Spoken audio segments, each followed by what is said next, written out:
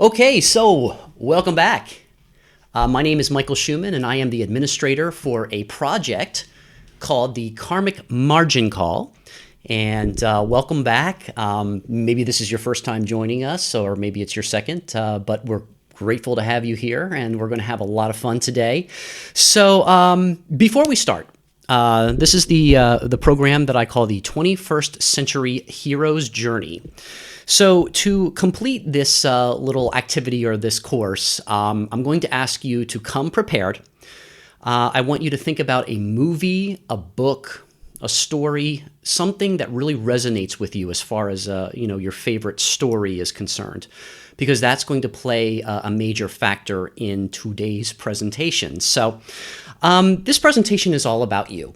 I'll be talking a little bit about my life and a little bit about my background as well, but that's really just for the purposes of giving an example, and it helps me to be more vulnerable and open up as well as we're trying to explore these relationships for creating a service and education economy. So I know that sounds crazy right now, but really it's all just about starting up the conversation, talking about where we've been, where we are right now, and where we would like to go. So feel free to pause this recording anytime you need to, if you need to think about that story. So in today's session, I will be using 3 stories as examples. The first story that we'll be talking about is The Wizard of Oz. I find a lot of baby boomers especially really resonate with that story. We'll be talking a little bit about the Star Wars saga, because my generation, the Gen Xers, really resonate with the Star Wars stories, and talking a little bit about the Harry Potter stories as well. Millennials especially seem to resonate with that. So so as I'm going through all of that, I'll ask you to think about the story that resonates most with you. So that's not a mistake. Whatever your favorite story is, whatever you truly resonate with, I want you to bring that to this experience as we talk about your past. You're going to be thinking about your past. We'll be doing a lot of activities as well, to help generate ideas about, where you've been and where you'd like to go. So yeah, it's not a mistake. This particular class has been inspired by 3 people in particular that I'd like to acknowledge and talk a little bit about as we get started here. The first person, of course, is Joseph Campbell, who really did a lot of work and a lot of really presented such rich material surrounding mythology, and really all of this work is ancient, and it spans over all cultures. It spans over all nationalities, all religions, all belief systems. So even David Wilcock, who I've had the great good fortune of starting to follow more of his information recently, says this is part of your spiritual DNA. So whether you think that's crazy or not, it doesn't matter. What matters is that we're going to be taking a journey into your life and into the stories that you resonate most with. So Joseph Campbell is definitely the prime inspiration behind this work that we'll be presenting today. Carl Jung, and his work on archetypal psychology. We'll be talking a lot about numbers and a lot about the caricature archetypes that come up in stories, the characters, the settings, the emotions, the moods, all of that, because we're all on our own hero's journey. And this is kind of I also like to credit Bruce Lee because his work in philosophy is paramount to this work. He was the one who first really championed the idea that there's no knowledge but self-knowledge. Now, I don't know if he was the first one, but he definitely championed that and channeled that into his life and his career. And there's a lot of philosophy. There's a lot of Taoism and philosophy in all of this as we continue to explore. I'm just going to put my camera down a little bit here too. There we go. Yeah, so why is this called the 21st Century Hero's Journey? Well, as I mentioned already, the focus on story and storytelling, it's all ancient knowledge. It's nothing nothing that we don't already know deep down in those deeper recesses of our subconscious. And that's very powerful stuff. And when you have the courage and the bravery to explore that, it's life-changing, and it's earth-shattering, and it's destiny manifesting. Now, you'll be watching this recording probably over the internet. So we're using this technology wisely, and it's the kind of thing where we're going to be presenting this kind of class over the internet. So we're using our technology to kind of get into the spiritual DNA, if you want to call it that, through the stories, through our modern day mythology, like Harry Potter, Star Wars, and Wizard of Oz, and whatever story you bring to the table. And by the way, your story does not have to be science fiction or fantasy or mythologically based. It could be romantic comedy. It can be drama. It can be historical. It's whatever resonates most with you, because that is what's real for you, and that is what's going to help you get the most power out of this particular experience. Cool. So, before I get into the first activity, I want to talk just really briefly about the Karmic Margin Call Project, what that is. It's the kind of thing where the more I try to explain it, the more I just have to say, you know what? If this relationship feels right, just go with it. We're just starting the conversation. But in a nutshell, I do believe that there is a relationship between the way we spend our time, whether we're in functional or dysfunctional relationships, and how that relates to macroeconomic market share. What that means is it's basically, 1% of our population, or some people even say 40 individuals own 80% of the wealth, 1% owns 99% of it. The 1%ers are worth more than the rest of the 99% combined. So I'm not saying that's good or bad or right or wrong. I'm just saying there's an imbalance there. And part of my mission, part of what I intend to do with the Karmic Margin Call Project, is to create an education-based economy where we learn that, well, wait a minute, we all are a missing piece of the puzzle. We all have something of extreme value to contribute. And all we have to do is just kind of change to a different accounting system. And every single one of us on this earth is entitled to the compounded interest to, kind of level out that psychological playing field that economics kind of, imbalances. So that's the Karmic Margin Call Project in a nutshell. It's the education arm of helping people understand what reverse market mechanics is. And again, that's not the intention of this particular presentation. So just going to plant that seed right there, boop, and we're going to go on with our journey today. Okay, let me grab a little refreshing drink of water here. Okay. And one of the things that I have to be conscious of is slowing down a little bit. I get pretty passionate and I talk very fast especially when I talk about this stuff, because I enjoy it immensely, and I love connecting with others about what people are passionate about. So, this first exercise is sort of an exploration into the past. What I'm going to ask you to do is I'm going to ask you to take your notepad. Oh, that's another thing I should have mentioned. I mentioned it on our first session, the most meaningful conversation, that I'd like you to have a recording device that you can record your voice on, and a notepad for you to be able to participate with the activities by writing things down and making notes. So you're going to take your notepad. Let me grab mine real quick. Okay, so the first thing you're going to do is you're going to take your notepad, and you're going to divide it in half, drawing a line from top to bottom right in the middle of the piece of paper, so that you have two columns going on. One column on the left and one column on the right. So now we're going to do a little bit of math. Okay, so I want you to think about this year. All right, so whenever you're listening to this conversation, it might be in the future. It might be 2020. It might be 2021 when you're getting to this material. Right now, today's date for me is June 28th, 2019. So what I want you to do is I want you to write down in the left-hand column the number 2019.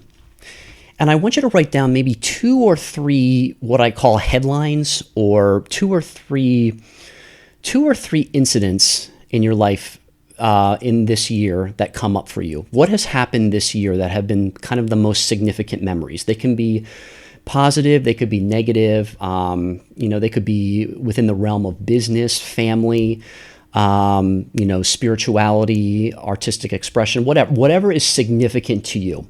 I want you to write down 2 or 3 thoughts that come up when you think about what just happened this year for you. So for me, it's making this documentary film, it's making these classes, it's reaching out to others. I spend a lot of time alone. I do connect quite a bit with people who are starting to understand this information, but a lot of my work is in the dark right now. And, it's the kind of thing where I know the persistence is going to pay off, but there's a lot of video making, there's a lot of audio recording, there's a lot of writing, and a lot of this is being done behind the scenes in the dark. So that's kind of how my 2019 has been so far in the making of this documentary film. So I'll let you pause the recording for a moment. Think about that question. What's going on for you in 2019? And we'll come back and I'll give you the next part of the exercise. So the next part of the exercise is we're going to go back now in time. Now this is where the math comes in. So for instance, if you are 40 years old or in your 40s like I am, I want you to take 2019 and take 4 away from it. So then we're going to explore 2015 if you're in your 40s. If you're in your 30s, take 3 away. You'll focus on 2016. If you're in your 20s, take 2 away. You'll be in 2017. Same thing for 50s, 60s, and 70s. If you're in your 50s, take 5 away. If you're in your 60s, take 6 away. On up. Okay, so, again, pause this recording if you need to think about that for a moment. I know this is a different skill set where, we're going to be doing a lot of emotional work, but this is a lot of logical thinking work as well, too. So feel free to pause that. So for me, going back 4 years, 2015, what was significant in my life was that I kind of took a break from anything artistic at that time. I was just working my full-time job as a weight loss counselor and really just immersing myself in that. I wasn't really involved with anything creative or anything that really filled my soul up at that time. However, I did do a lot of traveling at that time. So the incidents or the events that come up for me is that we traveled. My wife and I traveled to Disney World, which I love. I love anything creative. So Disney World has always been some of my favorite places to be. We traveled to Hawaii. I've never been to Hawaii for the first time, so that was a wonderful trip to take. With my wife visiting family in Hawaii. At the end of the year. So when I think back, the defining moments was a lot of travel for me. So I'll let you pause it and we'll go on in a moment. So again, I'm going to take another 4 away from 2015, which means I'm going to focus on 2011. Okay, you do your chart, whatever it is for you, whether you're taking 2 away, 3 away, 4 away. Again, in your 20s, take away another 2. In your 30s, take away another 3. 40s, 4. 50s, 5, so on and so forth. So for me in 2011, that was when I first really started independently producing my own material based on this kind of work. I had just gone through a stretch where I was an independent television producer for an online television company. And then I had to go back to work in corporate America. I worked in training and working out and exercise, and I was doing that full time as well. But I really started to kind of branch out a little bit, taking my camera and starting to record just experiences with this kind of work, with group interaction and group, really deep group discussion. So that was kind of my defining 2011. Whatever that is for you, please write down what your year was like, whether you're on 2011, 2010, whatever it is for you. So pause this recording if you need to take some time and just jot some notes down. You're going to put that down on those 2 columns there. So we're going to continue on. So 4 years before that was 2007. That was a time for me when I did step away from corporate America for a little bit. and I was really focused on life coaching.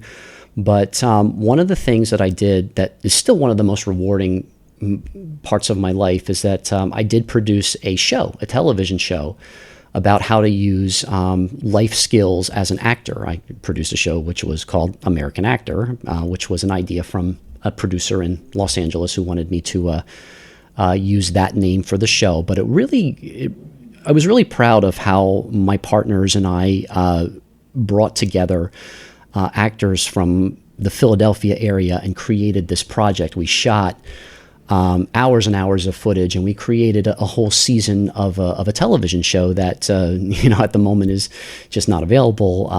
It's in a drawer somewhere, I'm sure, but it was the kind of thing where it was very rewarding seeing some great work start to emerge, but something was holding that project back from success. And that kind of plays into the work I'm doing now. But so the defining moments for me in 2007 was traveling to Los Angeles, being able to actually be a producer of an actual television show, and finding out that the stuff that we're doing is very powerful, is very emotionally powerful. I think it threatens business interests in this country and in this world. But that was a journey I had to take to understand, kind of the ramifications of this kind of work that I really do believe it brings equality. It will bring economic equality once we start talking more and having those conversations and understanding what our true power is, what our passions are, and communicating that. So anyway, I went off on a tangent there. So pause the recording, go back another 3, 4, 5 years, whatever that is for you. For me, I'm going to go back to 2000. So it's 2007, 2003. So that was a time for me. I'm trying to think back. Okay, I was acting a lot then, but the defining moments for me in that time was that I was working with an investment company. And really just noticing every day how competitive that was and understanding how the affluent work a little bit, how it's very easy for them to make money if you have money. So that was one thing that I noticed on a day-to-day basis, being an accounts administrator for some of the affluent. But I was also an actor, and I understudied a lot of work at that time. I was really, really working hard, and I was doing some very complicated acting work where I learned 75 pages of a script to understudy a role, which I never got to play. I got to do a performance for friends and family, which was snowed out. The only person who showed up at that performance was my wife, and so I learned those 75 pages just for practicing my craft. So it was that kind of a project. There was another complicated project I was involved in, which was very, very complex comedy and took a lot of work. Again, I was understudying. So, it was just this feeling that, if you work hard and you really work at something and you do very well and you get, and I did get a lot of praise from my peers for that work. It was just it was a very dark year, because it's just kind of felt like, I was working very hard, but nothing ever came of it. And I never got that pat on the back, and I never got that, sense of accomplishment. So that was my 2003, and that's going to work into the hero's journey here in a moment. So I'll let you take notes for you, and we'll go back another 2, 3, 4, 5, 6 years, whatever it is. Okay, so going back another 4 years for me is 1999. That was probably my most difficult year ever. I just had graduated college, and I had gotten a job basically as a glorified paper boy. They called me a district manager for a newspaper, but I was a glorified paper boy, and I left that. I had to leave that work after 3 months in, so I was stuck out on my own, having to pay rent. No insurance, nothing like that. And here I was just working day in and day out at a retail job.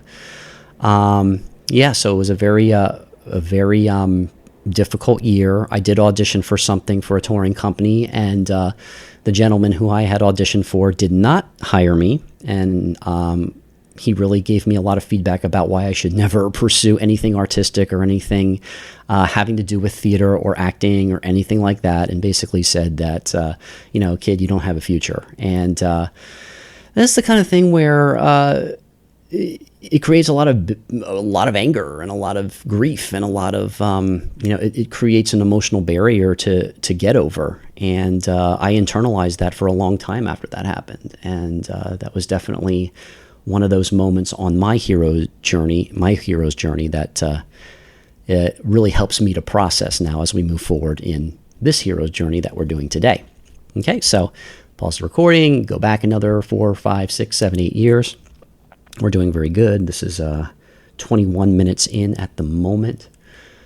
So another 4 years before that was 1995, my first year in college. I went away to Nashville, Tennessee, and I learned acting, Shakespeare, improv. I was also very much, I was a philosophy major and a theater major at that time. So a lot of good information, really a lot of good training. The core of what I share today with these experiences that I'm sharing with you over this podcast is a lot from those acting skills, those improv skills of really being able to listen and observe and really see what's going on with the person in front of you and to empathize. So that's what I believe the real destiny of the arts, of acting and drama and theater and broadcasting and podcasting is all about, is not about reach, not trying to get a big audience, but really knowing yourself and seeing the person in front of you and really beginning to empathize and dig the magic out of them. That's a line from a play that my first wife wrote, from a play called Harris Superman. We learn how to dig magic out of people, and that was something that's always resonated with me for my entire life, was how to dig magic out of people. So I started learning that when I was in college that first year in Nashville. I studied under a great acting teacher named Bill Feely, and that was my defining 1995. Okay, so pause. And when you come back, we'll go back another couple years here, several years or whatever it is for you. So now we go back to 1991 for me. I was in high school, and I first started acting in 1991 at a dinner theater, and it became a lifelong passion. What I didn't know at the time was that it was not about being a famous actor or about being successful in the media. It was about deepening those communication skills and those emotional skills. So getting involved in professional theater for the first time in 1991 was my defining moment. Okay, so pause, go back, and this is the last one we're going to do. So I believe we would have done this for 9 years out of your life. So the last one for me will be 1987. And I was a pre-adolescent then. For me, 1987, when I think about that time of my childhood, I think of 1988. I achieved my black belt at that time in martial arts. But 1997 was really the year that I put in so much hard work, and I learned a good work ethic at that time. I would go to karate class sometimes 3 or 4 times a night. They had hourly classes at the karate school that I went to, and I would get off school. My mom would take me over to the dojo, and probably from like 5 o'clock to 9 o'clock, 9:30, it was just all karate, all martial arts. So that was definitely the definition of my 1987, was just being in this karate dojo as much as possible. Because at the time it was about achievement for me. I wanted to get the next belt and the next belt and the next belt and get to the black belt as faster than anyone else. And that didn't happen. I actually got sick, and they only tested for black belts, every 6 months at that time. And, so I didn't get that black belt until 1988, but all the work and the story was created in 1987 for me. So that's what definitely defines my 1987.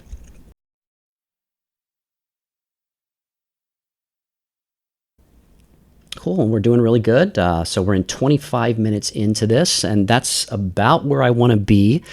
This is probably going to be broken up into 3 or 4 sections. So it's my intention to probably make this I'm probably going to be at this for 2 hours tonight. So great. So you're going to go ahead and look at your sheet now, and you're going to have 9 years highlighted with 2 or 3 defining moments of your life from each year, and that is going to play into the 21st century hero's journey. Okay, so this is the end of the primer section. We are 25 minutes in. This is the end of the primer section, and now we're going to go into what I call Act 1.